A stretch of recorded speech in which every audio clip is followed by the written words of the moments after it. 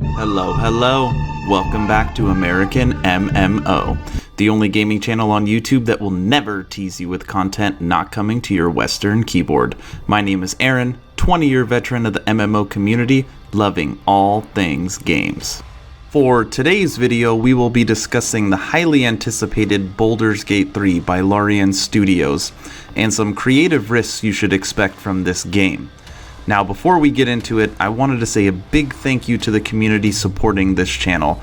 We had a weekend goal of hitting 300 subscribers. Needed 17 and got 19. I truly appreciate the support. I just wanted to say a big thank you again. If you feel I deserve it, please continue to share this content to anybody that you think would enjoy it. Alright, on to the video. Since today I will be going through an article from Segment Next Games, I figured it'd be more exciting to have some OG Baldur's Gate in the background, instead of just the article. But I will link the article in the section below if you want to take a look for yourself. As always, I will share my thoughts. Please feel free to share yours in the comment section below. Here we go. As of right now, there's very little known about Baldur's Gate 3, except for the fact that the long-awaited sequel is in very good hands. Larian Studios, the brains behind the critically acclaimed Divinity Original Sin franchise, is hoping to blend some of its fine role-playing spices to revitalize the old Dungeons & Dragons experience. Speaking with Game Informer in a recent interview, the CEO stated that Baldur's Gate 3 is being developed to give a feel of how it's like sitting at a table when playing Dungeons & Dragons with an open rulebook in front.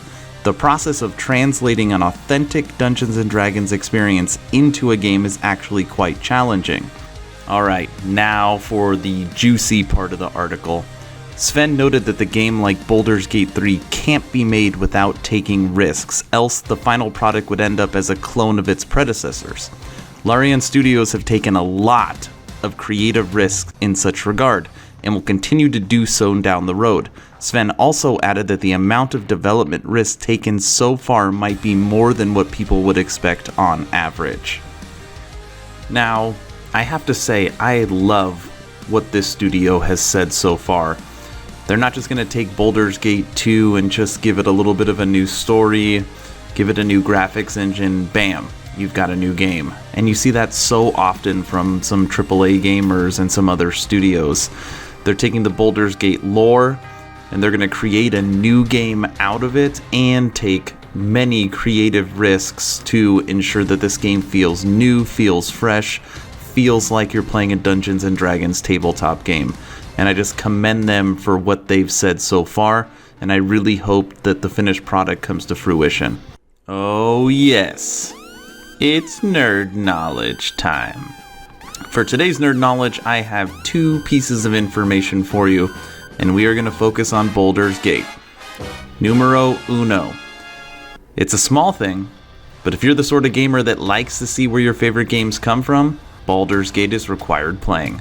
Without it, we wouldn't have Mass Effect, Dragon Age, Pillars of Eternity, Fable, and many, many others. It raised the bar for interaction and storytelling and directed the entire landscape for the Western RPG from years to come. It combined Western fantasy with Japanese character interaction. Very cool. Nerd knowledge number 2.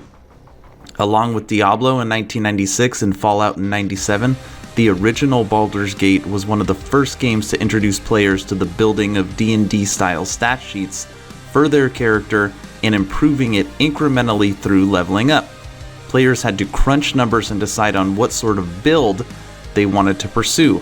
All of these numbers played out in the background, determining success or failure in everything from the swing of a sword to attempts at bartending, all through the behind-the-scenes dice rolls. Curious players could even see the dice rolls being played out in the text box, along with tons of other information. This game was truly revolutionary. Thank you for today's nerd knowledge. Alright, where were we? Back to the article. Sven went on to say, it's really how do we capture the books, the rule system, the feeling you have at the table in a video game. And how do we do that without alienating people that have never played D&D in their lives? Mixing that, I think we found it. You guys have to be the judge though. You can't make a game without taking creative risks. You can, but then you're just making the same game. We've taken a lot of creative risks, more than people will expect. I think considering the amount of money we're throwing at it. Baldur's Gate 3 was only announced a few months ago. The only tidbits available right now is that the campaign will start from the outside of the great city with players making their way inside. Only relevant sections will be accessible, hence you can forget about exploring the entire city. Larian Studios is basing Baldur's Gate 3 on the 5th edition of the Dungeons & Dragons rule set, which means, of course, that the Mind Flayer are going to make an appearance. The ancient and terrifying force in the Dungeons & Dragons universe usually reside in the Underdark and can take over the minds of other sentient beings. The Mind Flayer are now looking to restore their empire and naturally bores bad news for the local populace. There's no word on a release date yet. Larian Studios is the type to do information reveals when sizable portions of the game are complete. Hence, it's going to be a while before the public starts seeing and knowing about Baldur's Gate 3, which also means the sequel isn't close to release, unfortunately. And that's the article. Lots of good information about Baldur's Gate 3.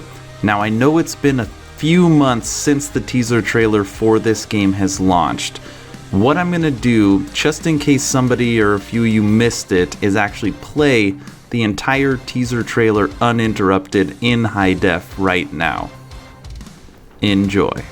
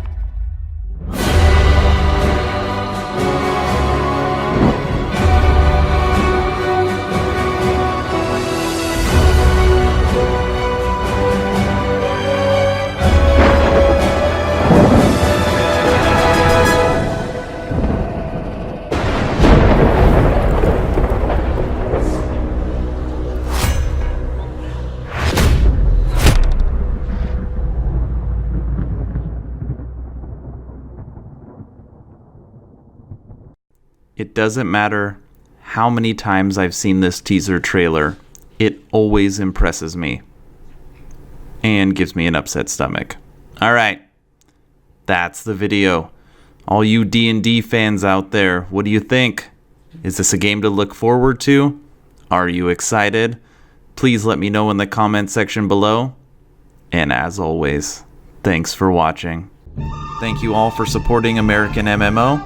Please like, share, subscribe, and smash that bell. Aaron, out.